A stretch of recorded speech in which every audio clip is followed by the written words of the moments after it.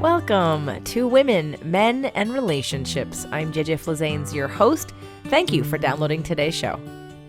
I'll be honest, I had a hard time naming today's episode for a couple of reasons.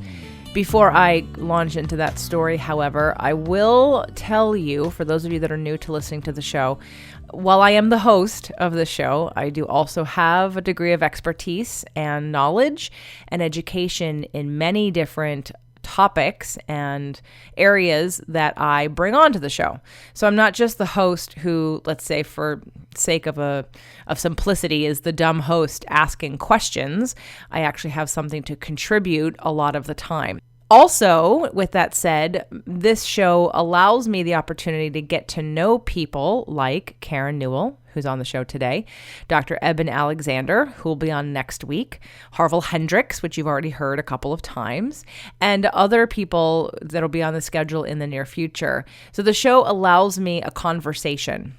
And I just want you to keep that in mind when you listen, if you're new to the show, because again, I'm not sort of the dumb host that's going to ask questions and that's it. I want to have a conversation. And so I talk and I have things to offer. And I also want to dig a little deeper than maybe some other people might. So I hope you understand that going into this. When I do have a guest on, it's always a conversation. I had a hard time naming the show today because I met Karen Newell through Dr. Eben Alexander, who wrote Proof of Heaven, and I started to learn more about her. She is the co-author with him of Living in a Mindful Universe, and there are so many topics that we could talk about that, an hour or even 40 minutes of focused time on one wasn't going to be good enough for me. I wanted to cover a lot of ground. I wanted to establish a relationship, and I wanted to give you a lot of different ideas, and I just got excited about the content. So Living in a Mindful Universe is probably not the most appropriate title for today's show, but it is the book that Karen co-authored with Dr. Eben Alexander, and I hope you'll check it out. She's going to make an offer for you to receive a free audio. It's a brain entrainment audio meditation from her company. And you can go to jjflazanes.com/sacred audio. And there'll be the free offer for that meditation from Karen, as well as next week, Dr. Eben Alexander promotes his 33-day journey, which I believe is both Dr. Alexander and Karen. So you can find both of those offers as well as other things on jjflazanes.com/sacred audio. Karen Newell has spent a lifetime seeking wisdom through esoteric teachings and firsthand experience exploring realms of consciousness. She empowers others by demonstrating how to connect to inner guidance, achieve inspiration, improve wellness, and develop intuition. She is co-founder of Sacred Acoustics and co-author with Dr. Eben Alexander of Living in a Mindful Universe. Welcome to the show, Karen. Well, thank you. Thank you for inviting me. I'm excited about today's conversation. I'm glad that I got introduced to you and your work through Dr. Eben Alexander. And being obsessed with Proof of Heaven, and then being led to you and the work that you've done with him on the latest book, Living in a Mindful Universe. So I've been reading that book and also studying some of your teachings. So I don't know where to start with you. There's so much that we're going to be able to talk about in today's show. My listeners and my audience knows that I'm very passionate about all the things that we're about to talk about when it comes to vibration, frequency, about the brain, about the heart, about feelings, about meditation. Like we have a lot to cover, and they know that I'm not necessarily scientific, but not in the way that you are in this work. So my story came from a place where it just resonated when I heard certain things and certain principles and I started trying them out. Can you give us a brief backstory as to how you even got interested in this work? Like I saw some of your interviews and saw that you were a very curious kid. So was I. So I'm just curious as to what passion, like where the passion was sparked from. Can you tell us a little bit about your story? Well, my original passion really did spark from being a child and being incredibly dissatisfied with the answers I was able to get about questions like, why are we here and what is our purpose? Religion wasn't answering those questions for me. Secular school, the science classes and everything else wasn't answering it. And so I always had this very strong curiosity. And as I was going through life, as I got a little older, I started to realize that there were alternative kinds of information out there. And so I started kind of a vast reading expedition on things like theosophy and anthroposophy, Kabbalah, very much Western esoteric information is what was interesting to me, because I could really grasp that kind of information a little better than Eastern teachings. What I was after was finding the universal truths, the things that all of these different traditions had in common. To me, the contradictions were very confusing, but when they said things that were similar, that's what sparked my interest. And so all of these traditions sort of talk about the idea that we are much more than our physical bodies. Some call it the soul, some call it spirit. There's different names for it, but it's basically an energetic vibration that we all are made up of in addition to our physical bodies. I also learned that there were ways to interact with this kind of energy. And when we're sitting here, going throughout our days, it's not so obvious how to do that. But something called meditation is a way to get inside of your own kind of energetic self and figure out what's going on.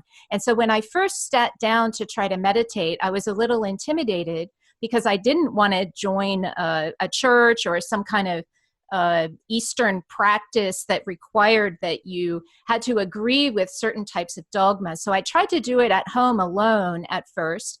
And it was very challenging to sit quietly and expect my brain to just empty of thoughts. In fact, what it would do when I sat quietly was just increase the thoughts. I would constantly just sit there and think. And so I thought, what a waste of time. I didn't understand the importance of meditation in action. I knew intellectually how important it was, how it could be helpful from all of the reading I had done. But it was sound that helped me finally to settle the thinking mind. And at first it was things like gongs or tuning forks or crystal bowls, Tibetan bowls, anything that has sort of that wah, wah. And these sounds are so beautiful to listen to and very mesmerizing. And it was brainwave entrainment technology specifically that helped me to settle the mind. And that was something that incorporates binaural beats. And these are very specialized tones that are created digitally to help bring the brain from that beta state of awareness, which is what we're in when we're walking around, when we're talking and active, down to lower states of awareness associated with sleep and relaxation and meditation. States like delta, theta, and alpha are much more relaxed states of mind. And so listening to these types of sounds helped me to finally quiet the mind and understand firsthand from my own personal experience that absolutely, yes, all of those texts were correct. There is much more to us than our physical bodies. So when it comes to using these binaural beats, and when I started to listen to some interviews that you had done, and I heard it on the audiobook for Living in a Mindful Universe, first thing I thought of was EMDR. I'm a huge fan of EMDR, not only for the eye movement part of it, but for also when there's bilateral tones happening from ear to ear. And I guess that would be a form of binaural beats, right?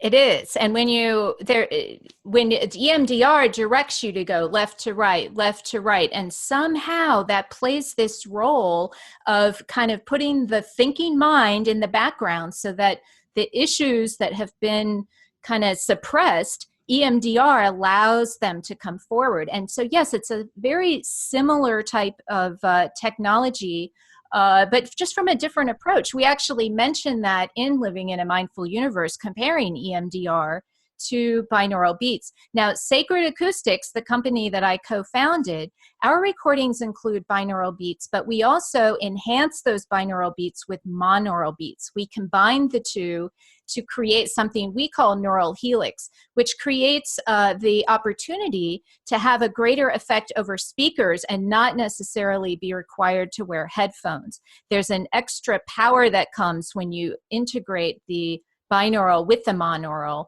And it's important to point that out because you can go on YouTube or download apps where you can get binaural beats, just any old kind of binaural beats that you wish. But there's different qualities of them. So it's important to remember that not all binaural beats are created equally. Well, there was a company years ago, and I know they're still in, it's actually Centerpoint. Yeah, Centerpoint, Bill Harris's company.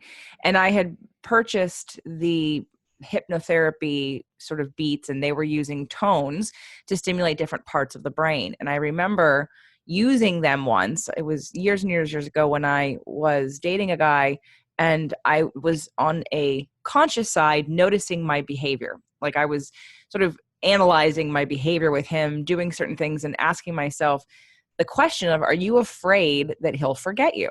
And my conscious mind said, of course not. That's ridiculous. And then I laid down in my bed and I listened to some of these tones, which at the time had rain in the background. But you could slightly hear the tones, but they were supposed to be designed to stimulate parts of the brain that were either the subconscious mind or, again, parts that you don't activate normally. And it was as if there was a computer screen across my forehead that asked the question, are you afraid he'll forget you? And something in that moment while using those tones dropped down inside of me, hit something a little deeper in me, came back up, and I started to cry. And it was in that moment that I realized that I actually did believe that. But my conscious mind didn't tell me that I believed that. In fact, I would have told you, no, I don't really believe that. But then when I went through these tones, I realized that my subconscious did believe it. Now, is that a similar experience to what people might experience with the work that you're doing? Yes, very similar. In fact, Centerpoint makes holosync, and they've been doing this for decades, as you say. And that was one of the producers that I tried way back. Their tones are very simple. Ours are much more complex, but everyone is unique. And so it is important to try the different technologies. Some will have a grander experience with that simpler formula, whereas a more complex formula may be more useful to others. But the idea is exactly what you said. When you put those tones your conscious mind kind of takes a back seat. The easiest way to kind of look at this is that you're putting your body to sleep by inducing with those theta and delta states of awareness, but your awareness is still alert. So mind awake, body asleep is a good way to look at this. And when your body is asleep, that's when your conscious mind is also kind of taking a time out, and you can access that underlying, some would call it subconscious or just lightly conscious, the part that we're not normally aware of. And yes, these tones are very good. I loved how you said that,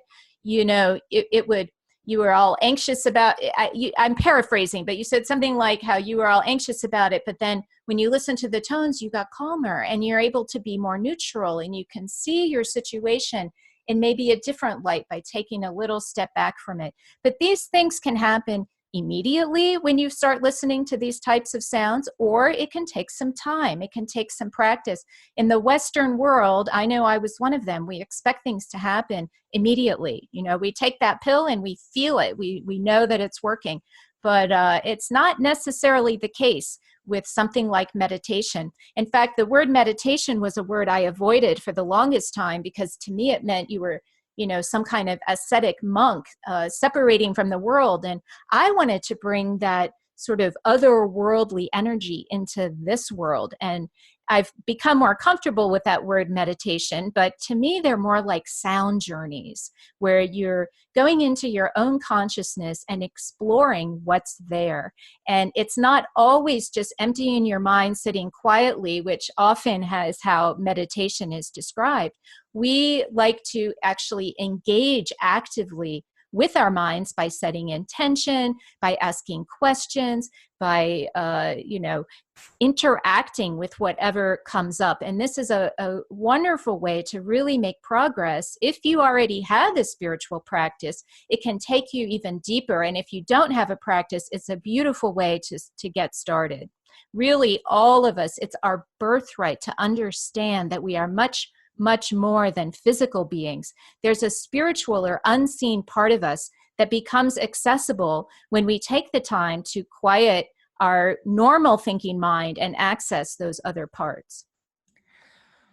One of the things I think most of my audience enjoys about the way I deliver some of this information, not the information that you have, the specialized information, but the general, what you just said about the vibrational, the other parts of ourselves, the spiritual part of ourselves, is that I bring along some of that left brain sort of frequency. Like, let's talk about physics versus sort of the very right brain, just emotional feeling, which I am, but I also can appeal to explain. And I feel like, while I've taken some brain quizzes and they said I was like 50-50. I don't know. It depends on which I practice more. If I'm in more of a logical mind, Dr. Alexander definitely feels more like 95%, right? Logic and reason, of course, very masculine, and in that logical reason and not emotion and scientific and linear. And when listening to you on the book and listen to your interviews and talking with you now, it's funny you're not the exact opposite of him. You're close enough to him, obviously, that there was a resonance of understanding and science as a background. You guys met at a conference, if I'm correct, right? And you did an exercise together. Correct. And that's how you, and it was something, can you tell us a little bit about that meeting? I want to combine your relationship and what we're talking about. And then I want to move to, just because I want people to know how you're connected and what to expect in living in a mindful universe. I definitely recommend everybody grab that book. The audio and actually the hard copy would be beneficial, but I want to take us on the journey of how that came to be. And then I actually love to go over, let's be a little geeky for a second for me. And I want to go over the different frequencies, if that's okay with you. Sure. Yes. So when I first met Eben, we were at a conference we were exploring sound as ways to access expanded states of awareness. And I didn't know about his book. I knew he was a neurosurgeon. I knew he had a near-death experience. His book hadn't been published yet. In fact, he didn't even have an agent yet. But at any rate, when we met, it was very interesting because I said I had met other people who'd had near-death experiences.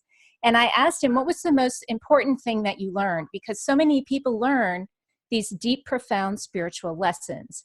And that's what I was expecting him to explain to me. But instead, he looks at me with great passion and intensity and says, I learned the brain doesn't create consciousness. And I was confused, and I looked at him and I said, why would anyone think that it does?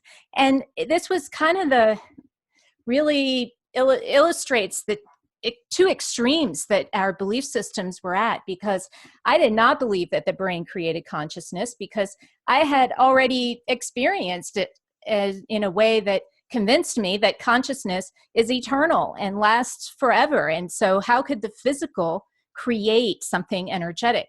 To me, that was very obvious through my personal experiences. So this kind of set us into some very interesting conversations. And yes, the first day of the program, we were participating in an exercise, and he happened to be standing next to me.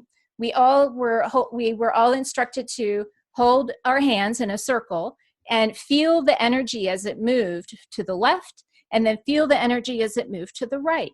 And then we were asked to pair up into partners. And when we did this, we were asked to walk into and then back out of each other's energy field. So one of us would stay still, and the other would walk towards the other person. And the object was to, as we got closer to that person, sort of see if we could feel any difference in the air or, around us. And usually when you do this exercise, you can feel a little heat or a little kind of difference when you get closer to that person.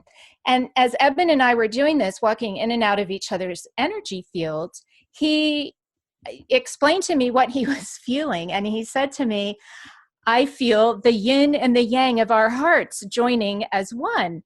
And I thought, oh my gosh, that's what I'm feeling too. But I wasn't brave enough to say it out loud because I thought it sounded so crazy. But we felt our energy intertwining in such a way that it was very clear that something was going on. And so intellectually and energetically, we felt a very strong connection. And from that point forward, I had for about a year, when I met Eben, up to that point, for about a year, I had been working with Kevin Cossie, who is someone else I met at a sound conference. He is my co-founder of Sacred Acoustics and is the primary audio engineer. And he and I had been making our own recordings for a while, just for fun, our personal use. He was in New York and I was in Baltimore, and we would listen at the same time to these recordings he would make. And we would then tell each other what experience we had had. Now, I had amassed a huge library of different brainwave entrainment and other type of meditative music and sound. And so Kevin and I together went through and analyzed all of that and figured out the best techniques that worked for us and then how to make them better.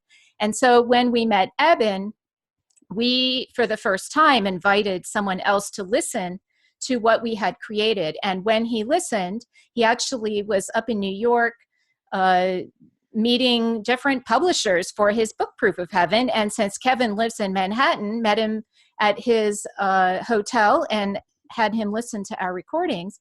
And he was blown away. And from that moment forward, Eben started telling me that he and I together would travel the world and teach people all of this. And I thought he was crazy because I had no interest in public speaking or teaching or any such thing. I was just interested in my own personal exploration and growth. But he was right. And over time, he did start including me in workshops he was invited to teach. And through trial and error, we figured out what worked, what didn't work. And so together, that's what we do. And we ended up writing that book, Living in a Mindful Universe, together. Before you continue, I know that, and I haven't gotten past that chapter yet. Did I hear that? Because I know he was super excited about being a part of you guys starting or looking at these tones and having you be in 3 different locations and see what you experienced and getting into a state where you had similar experiences. And I know for him, wanting to return back to his coma state, to the frequency, to the vibration, to this near-death experience feeling that he had. When were you able to get there? Oh, yes. Really, what happened is we would all 3 listen together, and then we would tell each other what happened. And normally we would have a shared intention. So in these cases, we were not saying, let's all go to Eben's near-death experience. We were doing different types of things. I'll give you an example. We might say, let's go back and see what was going on in Earth in ancient times, or what's going on a particular planet. Just kind of just adventurous sorts of journeys. But Eben on his own, we all have different reference points. And mine are different from Eben's. But Eben has that beautiful near-death experience that he had. And so it's very easy for him to remember what it was like to be there. And then when he's in these expanded states, he actually feels as though he's returning to those realms. Now, he'll tell you this one little caveat. He's not experiencing to the same depth of the hyper reality of it all, because he really still is in a functioning brain and is more, in this world than he was during his coma. But he has amazing experiences reconnecting with his spiritual guides that he met there, with his father who has passed away. And yes, he regularly experiences going back to those realms. But this is not to say this is what all of us should be doing. I have a different approach and a different sort of way to get in touch with my inner being. And each of us need to develop our own unique way of doing that. It can be really discouraging to expect that we will suddenly be having these amazing experiences such as Eben describes during his NDE, but that's something that can really get in the way of your own progress. We call that experience envy, when you're more concerned about matching someone else's experience than your own. And I learned firsthand when exploring with Kevin, Eben, and myself that the 3 of us have completely different ways of gathering information and getting different types of information. But when we would exchange our stories, we would all kind of have similar types of things to report. So while I may just simply know or feel something, and Kevin literally sees with his eyes like he would see in the physical world, it doesn't mean that either of our experience is less valid than the other. And so it's very important to start exploring for yourself and see what happens. And once you see how you respond to these kinds of tones, you can start employing things like intention and asking questions like we do in order to start meeting any or all of your personal goals. Do you believe that I do, just set it out there, that when Eben was in his coma state, obviously he expanded. So whether it be his soul expanded, his awareness expanded, his frequency elevated, expanded, whatever. So him matching that, and I agree, that's a great point to tell people that if when you go into meditation and using the tones and the binaural beats and you're going down this path, because I completely believe we all have the ability. I mean, I know that we all have the ability to get into such altered states. I work with people who astral project. I haven't tried to do it, but I heard that you guys were talking about it, and maybe are you doing it, or are you teaching people or learning how to do it? Well, I have done it. And the thing is I've tried everything: lucid dreaming, astral travel, Tibetan dream yoga, Reiki, healing touch for animals, you name it. I've tried every kind of form. Every is a strong word, but many will say types of different forms of dealing with energy. But yes, astral travel, I spent several years actively learning how to do that. And I was able to astrally travel. The thing is for me, those kinds of things, remote viewing is another one I spent a lot of time doing. Things like remote viewing, astral travel. Once I proved to myself I could do it, I lost interest in continuously doing it, because I am much more interested, as I said earlier, in how to bring that energy into my life here and not escape into that world. And not to say that others may find that to be very useful and helps them grow in different ways. But again, we're all unique. So for me, those types of things, I'll call them glamour. They're wonderful techniques to learn, to prove to yourself that they're real. And yet from there, really just incorporating that knowledge into my being makes it easier and more fulfilling to go throughout my life. So yes, I have learned how to astral travel and lucid dream and all of those things, but I don't actively practice them on an ongoing basis, as some might imagine. But because you've experienced them, like you said, the benefit to experiencing them is understanding and deepening your trust in the process of what you're capable of that time-space continuum of our larger energetic field, if you will. I call it source or creator versus God, but let's just say that sort of universal love that a lot of NDE and people talk about in terms of getting back to. So to me, the ability to do that, again, Eben's coma, was that confirmation of something bigger, something greater, and our, I would say, inaccurate, most of the time, small-minded, lack of focus, lack of expansion here on this planet in these physically focused bodies, that we only, we look at our lives in a very small, minute way. But when you have an NDE, or when you have an experience like astral projection or lucid dreaming, or you can cross realms or the veil, so to speak, and have relationships and conversations with people who are all energy and not, like you just said, Eben's father's passed away, and still continue that relationship, whether it be through channeling, through a medium, through yourself, through your meditation, through your intuition, acknowledging and realizing. Because I agree, there's the difference between practicality and living something, but also trusting and understanding. And I think those things prove to us that, and not that I don't. And it's funny because there's some of us that when I interviewed Harville Hendricks and his wife, Helen, like Kelly Hunt, I asked a question that they had a difference of opinion on. And she very, very, very calmly talked about the difference between different types of knowing. And then at first I thought she was just sort of patting it nicely. And I realized afterwards that I agreed with her. One was more intuitive knowing and one was more logical knowing. And he uses his logical brain to figure things out and uses science. And she uses her intuition more than he does. And for me, listening to things and understanding, like I said, I have someone I work with who astral projects. No one needs to prove that to me. But the benefit of these conversations conversations that I have with you or Eben's book or the work that you do is for that person on the edge who's really, really trusting, who really wants to trust, but can't really grasp it yet, to hear some of this, scientific information about that it's possible, or that here, let's take frequency, which is where I want to go next. But I know I asked you another question, so I want to go back to that question. The question I asked you was about your sort of left to right brain ratio, or your interest in, like, different than Eben, your interest in science and scientific proof versus intuitive knowing. What would you think your balance would be?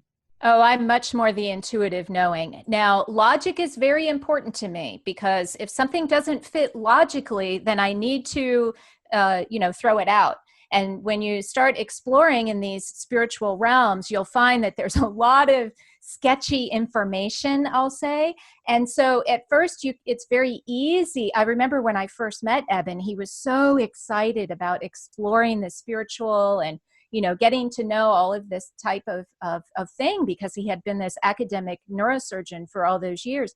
And he was like this and that and this, and he was so enthusiastic. And I said, no, that's not where you want to put your attention. You want to maybe put it here, because like you had described this way of knowing things where you just kind of go inside and feel if something's true or not.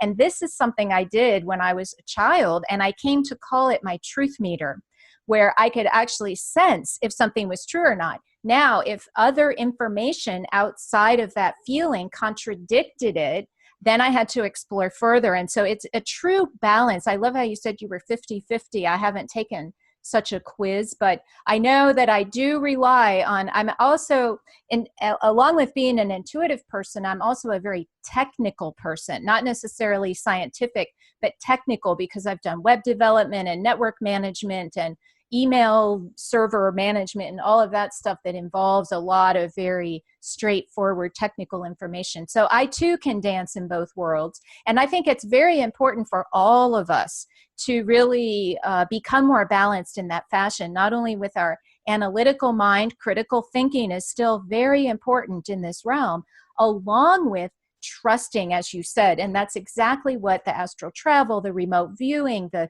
animal communication, all those things I did taught me that I really am a powerful being, and I don't need someone else to tell me anything anymore. I can find out for myself. It's really quite remarkable the kind of confidence you can gain, especially with all those crazy very wide range, I'll say, of worldviews out there. That's what I mean by crazy. Not that the worldviews are crazy, but that there is a crazy number of them. Which ones are true? They all seem to contradict each other. And this is where, when you can find that inner trust and knowing of your own inner truth and your own personal truth, this is where life starts to just become a lot more easy. And, I don't get concerned when other people are spouting off, when scientists say, oh yes, memories can't be stored. Memories are stored in the brain, and it's birth to death and nothing more. I used to get really upset when I would hear things like that. Now I just realize we're all on different paths. We'll find our own truths as we find them. But one thing I wanted to mention, you're going to ask me about vibration, so I think I'll hold off and work it in there. Oh yeah, we're gonna dive into vibration quickly before it gets out of the flow state here for me with other ways to look at things or analyze things. Do you know your sign or your chart? Yes, I am a Sagittarius sun sign with a Virgo rising. Which, your moon? My moon is Cancer. Okay, there we go. Go. Yeah, Okay. but my moon is in the 11th house, which is apparently me. I'm supposed to be so emotional, but apparently I'm more in touch with all of humanity than one-on-one, if that makes sense. Because my Venus is in Capricorn, and I got a little trouble there. So, at any rate, yeah, I'm very well versed in my astrology. Well, here, so we have the yin and yang, if you will, about the sun and moon. So my sun is Pisces and my moon is Sag. So in terms Ah, of water and fire, right? So yep. Sagittarians are truth seekers, Sagittarians. And I have 3 Sages. I have my soul, my rising, and my moon are all in Sag. And so there's this yearning for knowledge and truth seeking. At the same time, there's a balance with being really fascinated with things that are spiritual, which are bigger than we are, which aren't necessarily always provable. So there's a little bit of a trust in a Sag as well as, and it's never an end point. So anyway, I was curious. And of course you do present a little bit like a Virgo because you seem very, structured and linear, And organized. not Yeah. organized, and which for me, which is the opposite of me, which is sometimes. Well, that's your Pisces. Yeah. Right. Pisces. Absolutely. Yeah. Right. I'm like, Yeah. Eben is a Sag too. So. Okay. Oh, Yeah. And I have 3 planets in Sagittarius. So I gotcha. Cool. Yeah. Do you know Eben's moon? So I don't have to ask him. Eben's moon is Aquarius. Okay, that's why that's the talker. Okay. Yeah. That's also the lack of feeling. Yes. I mean, yeah, because he can relate to, he's like me in another sense, relating to all of humanity. Yes. Easier than one-on-one. Yes. Yeah. Mm-hmm. Yes. That explains a lot. I was actually wondering if there'd be some Virgo or maybe even not Capricorn. He doesn't have, I don't sense Capricorn, but I sense some kind of maybe Earth that kept him, Taurus, maybe truth seeking but has to be provable in that scientific, like it has to be provable. It has to be repeatable. It has like all that scientific stuff. Well, anyway. you'll like this. His Uranus is right on his midheaven, which apparently is a marker for a surgeon. So yeah, very interesting. Well, see, and I use that as energy. I see astrology as energy and how people interact with each other and how people interpret information. So taking that and we're going to integrate frequency into this in a minute, and vibration. I want to go over those different levels of vibration and frequency that you go over in the book and that I heard you talk about on another interview. But when people, but again, I'm using it. I use it very scientifically, and some people just think I'm, crazy. And I say, well, but it's that Pisces sort of knowingness where I'm like, no, I know when it resonates. I'm not scientific. I'm not repeating the same situation over and over again and then just looking at one little variable. It's not scientific, but I'm looking at how patterns play out in everyone, in every relationship, how people hear, how people think, how people interpret, what they take on personally, whether it be, anyway, I've just used astrology as a science to me, because again, it's a science of energetic combinations, which also can affect where you vibrate, where your frequency is on a regular basis, depending on how much you're connected to your emotions. And so I think the further away we are from our emotions, the more we're in our head, the less that we're necessarily utilizing the majority of what our power is. Well, I'll tell you something kind of interesting. When I met Eben, of course, I learned he was very much an astronomy enthusiast, very into cosmology, physics, and constantly watching the stars. And of course, I was really into astrology. And so I did his chart. I have the professional software. I can do the charts. And I did his chart and started explaining to him. And it was so funny when he saw, oh, yes, my sun is here. And whatever it is, 14 degrees Sagittarius. And he went back to his own astronomical ephemeris and said, oh my gosh, you're using the same data as we are. And I'm like, yeah, that's the truth.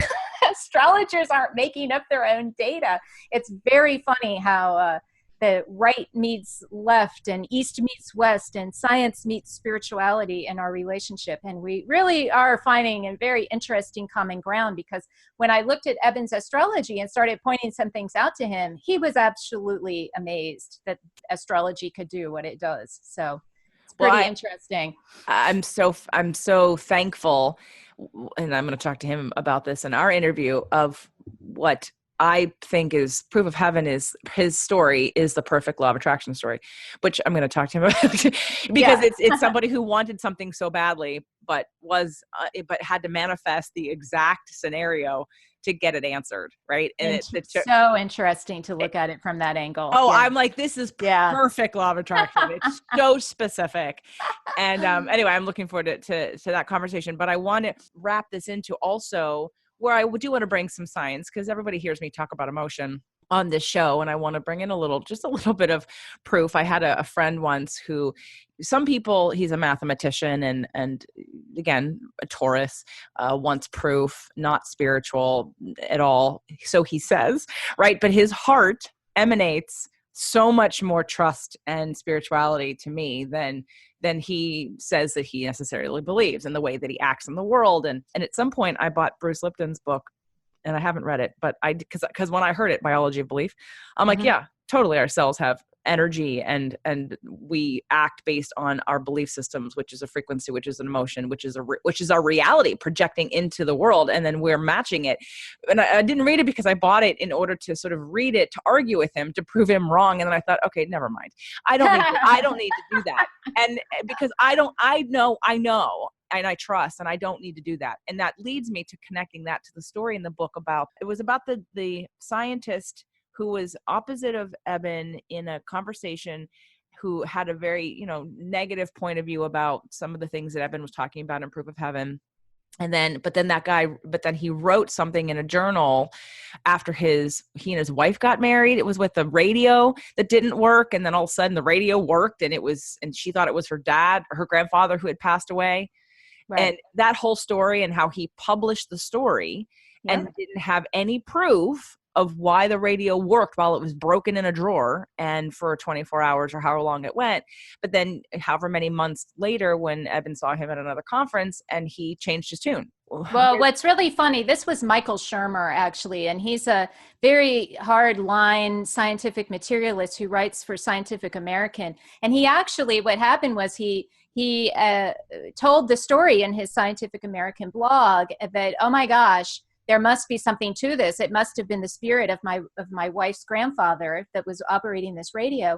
And then all of his readers started giving him a hard time and said, oh my God, how can you blah, blah. And he immediately then backpedaled on his whole story and said, oh, there must be an explanation. And when Eben saw him again and said, oh, what was that explanation? He said, oh, we don't have one, but we know it can't be true. He defaulted right back to his materialist attitude after being chagrined by his readers. That was the shame of it all. So definitely. And that's where when someone, like, let's say, using him as an example, I see that as someone who has so much fear about being accepted that they can't decide to take a risk about what they think might be truth, and being comfortable saying, I don't know.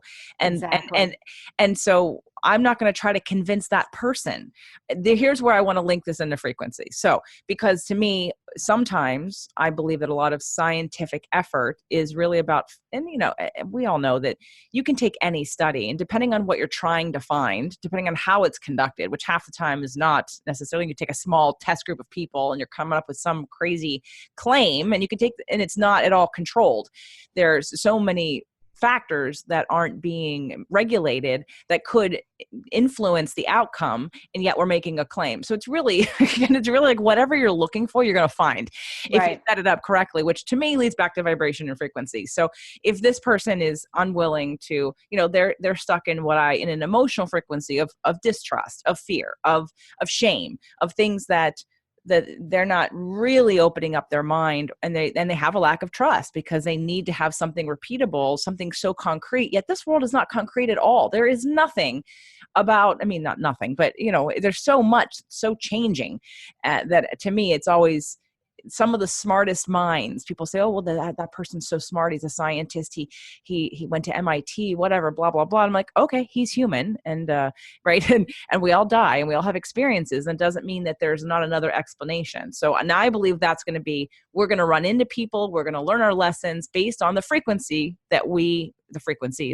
and the beliefs that we have. So with that, can we go over for my audience, the geeky side of the science of vibration and frequencies? Yeah, in terms of the sounds that we create, the different frequencies are targeted to, Eben would say, as a neurosurgeon, they're targeted to influence the lower brainstem. And so as these frequencies vibrate at these different rates, it actually affects the lower brainstem, which is a very primitive part of the brain, and returns us to that pure vibrational state. And so it's very challenging to know exactly what's happening with the sound. And I like to make sure I point out that this is a theory of Eben's, because there's many different theories and not everyone really knows exactly what's going on there. But the idea of frequency for me, I love how you describe that I think you're describing this, that we each have our own frequency, and that frequency is created based on our particular emotional state. And so this is where I love to bring in, for me, the science that really helps me understand how all of this frequency and vibration works is actually from heart math. And the Heart Math Institute in California has been studying the heart scientifically for decades. And what they found is that it emits an electromagnetic field in the shape of a torus. And so it comes out the top of the head, kind of like the hole in the center is the top of your head and then where your heart is. And it comes out from the heart around the body like a donut in all directions, and it's moving constantly. This electromagnetic field, which is made of electromagnetic vibrations, expands and contracts based on your emotional state. So this field is manageable by each of us. And it's actually our birthright, I say, to understand how this works, because this is going on whether we realize it or not. Our thoughts and emotions are affecting this electromagnetic field. What's so interesting is that they found that my electromagnetic field is affecting your electromagnetic field if you're nearby me. So whatever is inside your own electromagnetic field of your heart is influencing people around you, whether you realize it or not. And so if you're in a bad mood, you're kind of spreading that bad mood to other people. But if you're in this big, happy, gregarious mood, you're spreading that happiness to other people. They have done studies where people sitting across the table from each other, one person is performing what HeartMath calls a coherence technique. A coherence technique is simply generating a feeling, not a thought, but a feeling of gratitude in the heart. And when one person does this, the other person sitting across from them, their heart rate variability and their brainwave state starts to match the person sitting across from them. And so this is something that has really helped me. One school of thought taught me that thoughts are electric and emotions are magnetic.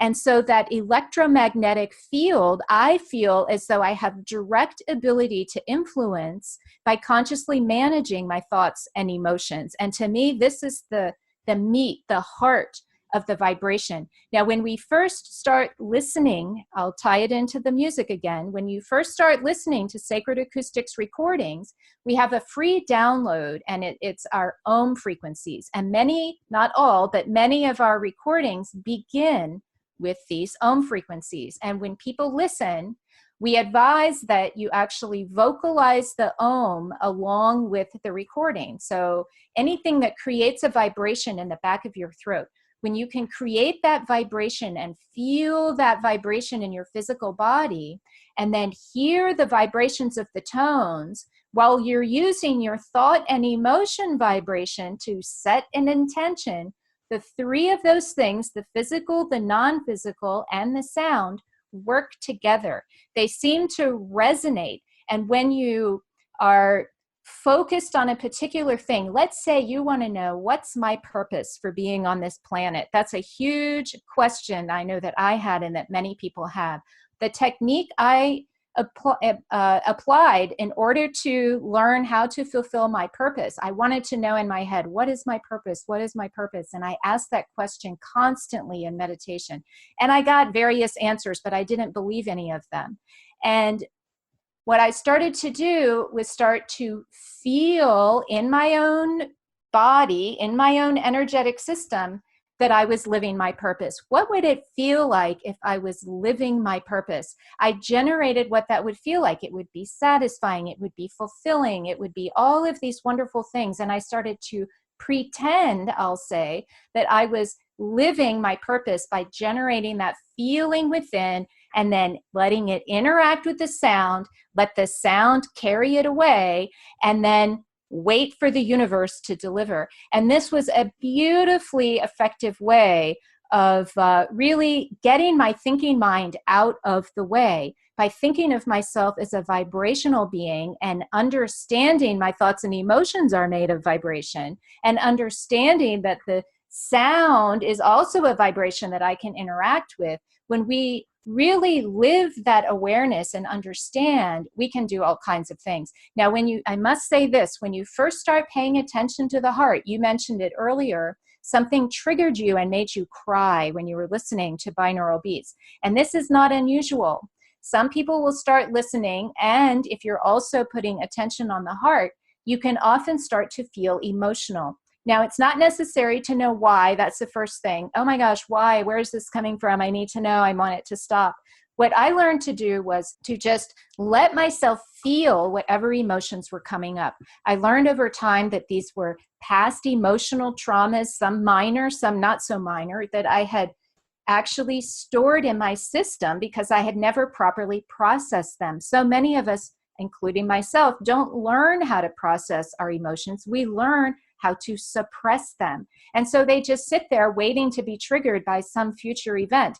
And so when the tones can trigger those emotions, when our attention to the heart can trigger those emotions, it allows this opportunity to, in a closed sort of setting, release those emotions by allowing ourselves to feel them. And when we start to release those stored emotions, they start to be replaced with what I call emotions of our pure essence, of who we truly are. And that is that love that we're all made of at the core. As you said earlier, so many near-death experiences encounter this deep love. And they say, many of them, that you can't bring that love back here, that it's only for the other realms. And I have to tell you, some of my experiences in meditation have been incredibly filled with forces of that unconditional love. Absolutely amazing to feel this energy. And I can't say, because we can't know what one person's love feeling, if it matches our love feeling, but I have many times felt connected to that unconditional love of the universe, love of source, whatever you want to call it. And it comes from within. And so I spend a lot of time actually generating loving feelings from within. And the more that I do this, the more that I sort of automatically am in this loving vibration all the time, the more that the rest of the world just seems to, as the law of attraction at work, the rest of the world seems to fall into place. And so many times people are so anxious about knowing my purpose. Why am I here? And what I say is, just start vibrating as if you already know what it is. And lo and behold, your purpose becomes clear. I'm glad you mentioned that about the near-death experience and the love and being able to get there without having it near, or, in your mind, getting there, your feeling of getting there without having one. There's been many meditation retreats and things that I've done where people's goal, and not everybody accomplished it, was to get what they called was a direct experience. And their direct experience left them in this euphoric state for a long time with that sense of oneness and connection with all. And I do believe that you don't have to have a near-death experience to do it or to get there. And I'm someone who likes to promote or find ways to vibrate, to practice, to take time, to set aside time. I'm trying to help teach people how to process emotions, because as you mentioned, most of us don't, and we spend the time repressing. So we talk a lot about addiction on the show, and anxiety and repressed emotions. And I heard you mention in the other interview that I saw that you did, but that, you at first thought maybe it was a problem that you were experiencing negative feelings from the binaural beats, which we discussed earlier in the show. I mean, we could talk for like 2 or 3 hours today. I'm like, there's so much to talk about. But that's kind of the point of EMDR, right? Like EMDR is about dislodging those sort of stuck negative experiences that run our lives and our subconscious, bringing them to the surface so that we can feel them and release them. Exactly. And so would you say, and by the way, everyone who's listening, you're going to get a free download, and we're going to go to jjflazanes.com/sacred audio. And you're going to get the free download to try some of this with the binaural beats. And then of course there's I think there's a free video series, and then you can purchase other audio programs for specific situations. So you can go to jjflazanes.com/sacred audio, and you can start right now. It's a 20-minute it's a 20-minute audio, and I would recommend that you practice it often. Now, let's talk about, I still want to go back for a second though before we talk about how to use that, how for people to best use that audio and what they should expect to get out of it, and sort of the process of, again, experiencing and releasing, and maybe not having such a specific goal in mind that might shortchange them from an experience that they would have if they were just open to receiving and allowing the process to unfold for them in whatever direction they need to do. But I really want to, just because, again, I just want to add a little geeky science in here that I can't provide, or I could, but I'm not an expert in it like you are. The different levels of frequency and the different states of vibration that we experience, like gamma and theta and beta, and where, like explaining those a little bit. Can we go over that? Okay, yeah. Well, beta is the easiest to explain because that's the state we're in, walking around. That's the state we all seem to want to escape when we want to, quiet the mind. And as measured by an EEG device, which measures the electric signal coming out of the brain, that's roughly 12 to 30 hertz. And below 12 hertz, that's where the magic comes in. So roughly 8 to 12 hertz is alpha. That's known as kind of a relaxed state of awareness where you're getting quiet and maybe very focused on one thing. Theta is roughly 4 to 7 hertz, and that is associated with deep meditation. Theta and alpha are both associated with dream sleep. Now, delta is associated with sleep and coma. That's 0 to 4 hertz. And it's that border between delta and theta I talked about earlier, right around 4 hertz, that seems to be a nice little magical sweet spot for a lot of people. We call that the hypnagogic state. And we're actually all in that state every single day as we're falling asleep at night. So the body is starting to get relaxed, but our mind is sort of wandering, kind of half asleep, maybe reviewing events of the day, but starting to get quieter. We're in that state again when we wake up in the morning, although then it's called hypnopompic state. But that's where you're first, kind of realizing, oh my gosh, where am I? If you're in a hotel room or something.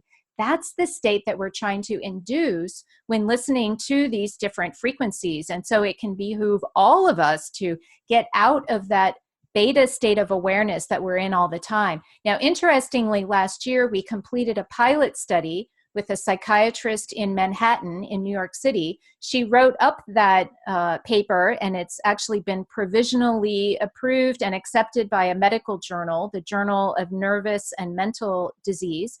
And in it, we found that her patients, when they incorporated listening to these recordings on a regular basis for at least 2 weeks, found a 26% reduction in anxiety just by adding tones to their daily routine. And so they were allowed a lot of flexibility in how to listen. And I've just actually completed a little booklet that includes all of that protocol, and it will become available to the Sacred Acoustics website in the next month or so, hopefully by the time this interview is up. And you will find that exact protocol that was used. And there's also a second book called Heart, which focuses on all of the emotional aspects we've been talking about, and a third one called Spirit, which really you kind of want to have your thoughts and emotions and some kind of ability to manage them before you move on to Spirit. But that's where we get into more interesting types of ways to interact with consciousness beyond just quieting the mind and dealing with our emotions. And so there's a very wide range of ways to approach listening, and there are many benefits that come, and each of us is unique in those benefits. And so it's important to try to, for yourself, to see what might happen for you. So now let's talk about the protocol that the short protocol, I guess, maybe, that you would recommend just for the average person who's going to download this free audio and try it out. Yeah, well, this is a 20-minute file, so we highly recommend that you use headphones or earbuds. This is so you can get the full effect of the two different frequencies in the ears. And but if you only have speakers, that's okay. You're going to want to have good quality speakers, and very recommended that you have a 2-speaker system. Very common. We have these 1-speaker systems now that combine the left and right channels. But again, there will be some effect, but not as much. There is a series of what I call training videos, also free on the website, that will get you started. But basically, you want to put that recording on and listen to it at least once a day for 20 minutes. That's all it takes.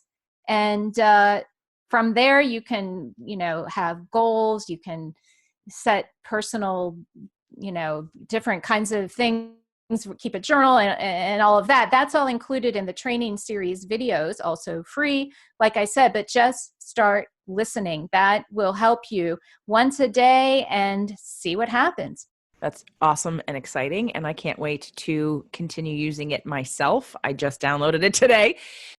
Karen, we could probably talk for a long time because I find that you can add so much more credibility to some of the skeptics who think that, oh, she's just woo woo and this isn't scientific or provable, and you're being able to provide more of that scientific data that, quite honestly, I have interest in, but my brain goes, oh, I just know it. Do I have to prove it to somebody else? Can't you just? Well, JJ, I am like you, and I will credit Eben with kind of forcing me to speak in more scientific languaging for people like that.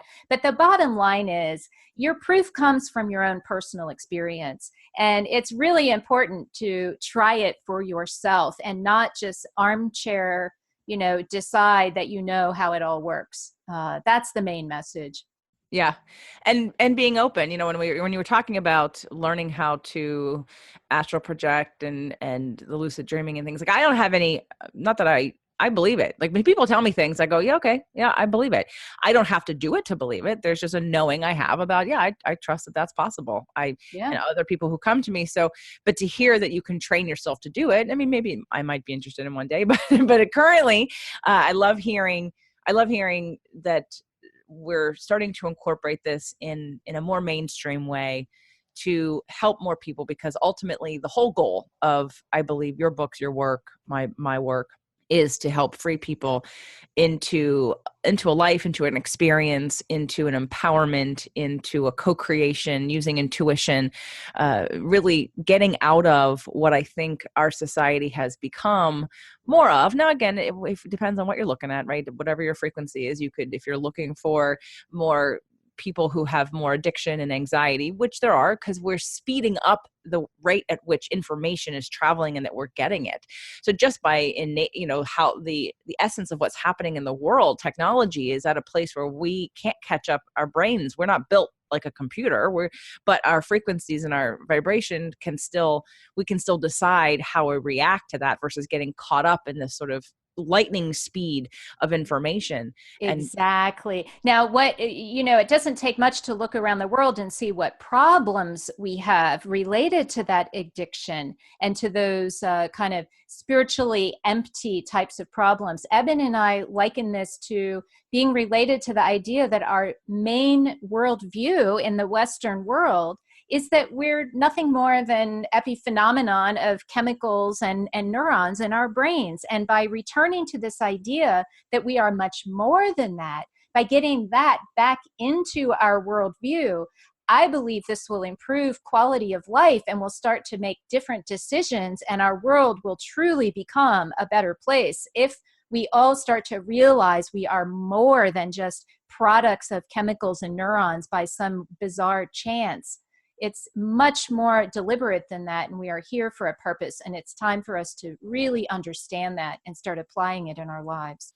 Agreed. And I also appreciate what I heard you say in one of those interviews about looking for what was similar in different spiritual or religious belief systems versus what was separate, what was different. And I think that's the key too, to remember that we all are connected on a much bigger, broader level than we tend to remind ourselves we are. And that doesn't necessarily mean you have to always be with people, but just on an energetic level. And again, everyone that I've ever heard who's had an NDE, every interview I've seen, everything I've read, obviously Dr. Alexander, it's that I hear that and I go, yeah, I know that. Yep, that's what happens. But the average person goes, no, that's not what happens. I'm like, okay, well, you'll learn. Yeah. I've even had conversations with clients that that who are skeptics or don't believe or haven't asked the question or they're not curious.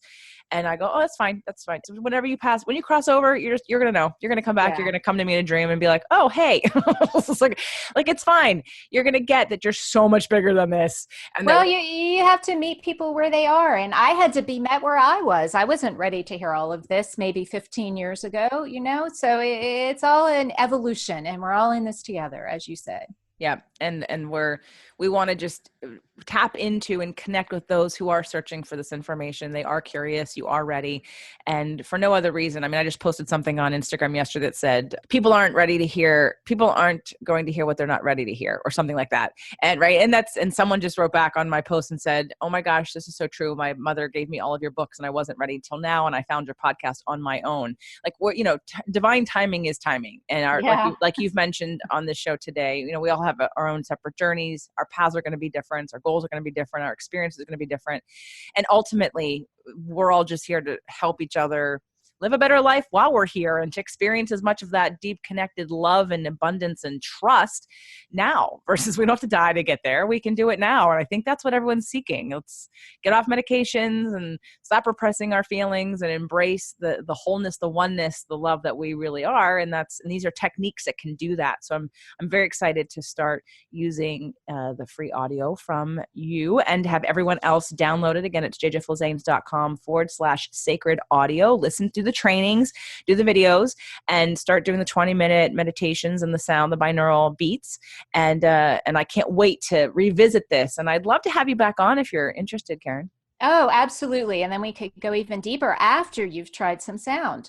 I would love that. So are you doing any kind of events? I know I want everyone also to get Living in a Mindful Universe if you haven't, as well as Proof of Heaven, because they're both amazing books that can give you insight and continue helping you. And if you're that person who is slightly skeptical still, or needs that scientific data, or needs all of that, or just wants to have it, or wants to help other people with it, again, they're books worth having in your library. Yeah, and our events, if you could just go to either sacredacoustics.com or ebenalexander.com, it'll list all of our different events. But something we're very excited about this year in October 2019, we're going to be teaching 2 separate week-long training courses to practitioners, so that they can actually learn how to apply these recordings in their practice. And for those who need a coach or a therapist to help them along with some more severe issues, they will be equipped to do that with the sound. Well, I'll be looking into that. Where is that training? Oh, well, one is in Omega Yep. Institute in upstate New York, and the other is at 1440 Multiversity in Northern California. That one is probably more my speed because I'm in LA.